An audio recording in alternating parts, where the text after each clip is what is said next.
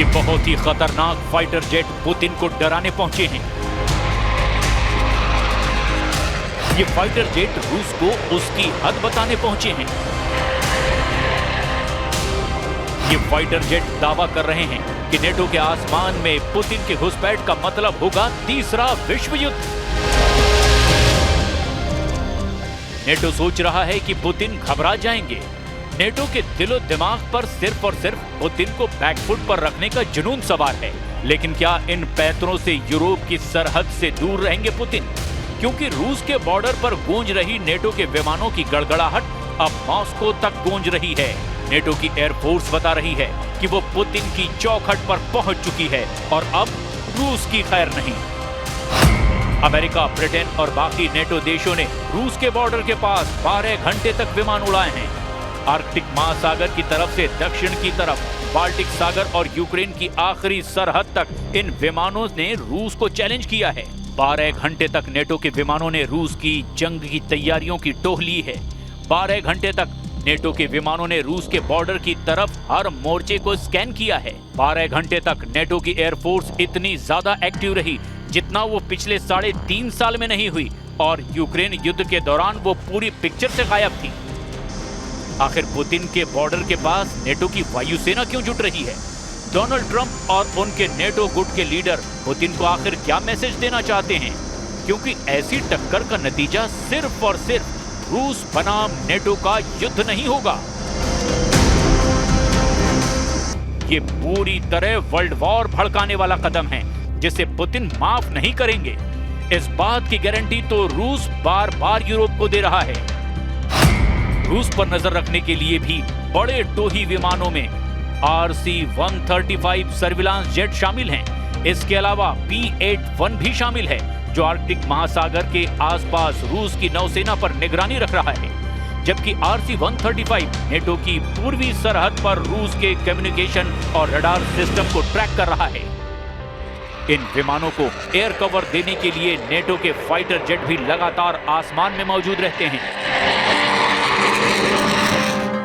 वहीं ये long range तक उड़ान भर रहे हैं और बिना उतरे हुए अपने मिशन को अंजाम दे रहे हैं। इसके लिए नेटो के टैंकर विमान भी लगातार यूरोप का चक्कर लगाते रहते हैं। पुतिन को लेकर इतना ज्यादा प्रेशर यूरोप में पहले नजर नहीं आया। जाहिर है कि यूरोप के लिए अक्टूबर का महीना बहुत ज्यादा दबाव लेकर आया है, क्योंकि अक्टूबर के महीने में ही पुतिन ने लॉन्ग रेंज से कई शिकार कर डाले हैं। ये दावा उनके दुश्मन कर रहे हैं।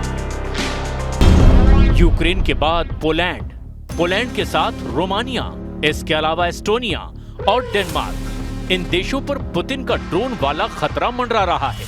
इन देशों का इल्जाम है कि पुतिन ने नेटो पर चढ़ाई शुरू कर दी है, क्योंकि रूस के ड्रोन इन सभी देशों की एयर स्पेस को चीरकर अब पूरे यूरोप पर हमले का सिग्नल दे रहे हैं। Porque el compromiso para este año 2025 era llegar al 2%. Se ha hecho un esfuerzo muy importante. Venimos desde el 0,9% en el año 2018. En este momento estamos cumpliendo los compromisos, que es el 2%. Putin को लेकर NATO का खौफ बार बार देखा जा रहा है। वो इसीलिए क्योंकि यूक्रेन में लगातार बमबारी और खार्किव से लेकर ओदेसा तक यूक्रेन मिटाने वाली आग बार बार नजर आ रही है। इस बमबारी में पुतिन का यूरोप के खिलाफ बहुत ही भयानक प्लान अंगड़ाई ले रहा है। इसका डर लगातार नेटो में बना हुआ है। इसी वजह से नेटो ने परमाणु ताकत दिखाने वाले युद्धाभ्यास को शुरू कर दिया है। नेटो अब स्टेडफास्ट नून नाम का युद्धाभ्यास कर रहा है। नीदरलैंड्स में इस एक्सरसाइज में नेटो के 14 देश हिस्सा ले रहे हैं। उनके 71 विमान रूस से लड़ने की तैयारी पर रखेंगे। परमाणु ताकत दिखाने का मतलब साफ है, इस युद्धाभ्यास के मायने न्यूक्लियर अटैक से जुड़े हैं। 71 विमानों का एक साथ परमाणु युद्ध की तैयारी दिखाना साफ साफ पुतिन को सीधी चेतावनी है। अमेरिका की क्रूज मिसाइल टॉम हॉक को देखकर पुतिन बिगड़ गए हैं। टॉम हॉक को देखकर पुतिन उखड़ गए हैं। टॉम हॉक को देखकर पुतिन का गुस्सा रिकॉर्ड तोड़ रहा है। 2500 किलोमीटर रेंज वाली ये क्रूज मिसाइल अब यूक्रेन को मिल सकती है, और इस मिसाइल ने रूस और नेटो के बीच तनाव को बहुत ज्यादा बढ़ा दिया। हालात ये है कि पुतिन के ड्रोन अपना बॉर्डर पार करके रूस के दुश्मनों को ललकार रहे हैं। डेनमार्क की प्रधानमंत्री कह चुकी हैं कि नॉर्वे, पोलैंड और रोमानिया के बाद अब उनका देश खतरे में है, क्योंकि इन 3 देशों में ड्रोन वाली घुसपैठ के बाद अब यही पैटर्न डेनमार्क में भी दोहराया गया है। मतलब साफ है कि रूस पूरे पूर्वी यूरोप को दबाव में लाना चाहता है और ये बात डोनाल्ड ट्रंप को भी बहुत अच्छी तरह से मालूम है। Of course, to the several close calls they've had with the Danish military during the EU leaders meeting in Copenhagen. It's something the administration takes very seriously, and we are constantly monitoring it. The National Security Council here at the White House is in constant correspondence with our NATO allies, and the president speaks to many of them as well. Ukraine को लगातार NATO से long range के हथियार मिल रहे हैं और ऐसे ही हथियारों से ज़ेलेंस्की ने अब डोनेट्स्क के उन इलाकों पर हमला भी शुरू कर दिया है जो अब तक यूक्रेन के तोपखानों से दूर थे। डोनेट्स्क में एक शॉपिंग सेंटर पर यूक्रेन ने ड्रोन अटैक किया और फिर ऐसे सब कुछ राख हो गया। ऐसी आग देखकर पुतिन का पारा गर्म हो जाता है और फिर यूक्रेन के हर बड़े शहर पर रूस के ड्रोन और क्रूज मिसाइल बरसने लगती हैं। Зарядами отчет свидетельствует обнаруженные на месте фрагменты, которые будут изъяты и направлены на экспертизу для уточнения конкретного типа и модификации. Кроме того, в ходе осмотра места обстрела установлено, что значительные повреждения получила гражданская инфраструктура. Практически уничтожен торговый. यूक्रेन को हाइमार्स रॉकेट की सप्लाई तेज हो गई है। बाइडेन ने जो रॉकेट सिस्टम ज़ेलेंस्की को दिया था, उसके कारतूस अब डोनाल्ड ट्रंप सप्लाई कर रहे हैं।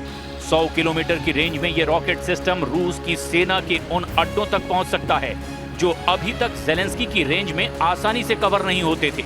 यही वजह है कि रूस अब यूक्रेन को हथियार सप्लाई करने वाले देशों को टारगेट कर रहा है। ये दावा यूरोप का है। रूस को गुस्सा दिलाने वाला एक बड़ा कदम जर्मनी ने भी उठाया है। जर्मनी के रक्षा मंत्री बोरिस पिस्टोरियस ने लिथुआनिया जाकर के रूस को आमने सामने के युद्ध के लिए ललकारा है। जर्मन रक्षा मंत्री ने कहा कि बाल्टिक देशों को बचाने के लिए उनका देश तैयार है और जर्मनी इस इलाके में रूस को मुंहतोड़ जवाब देगा। इसके लिए लिथुआनिया में 2026 तक जर्मनी के 2000 सैनिक तैनात रहेंगे।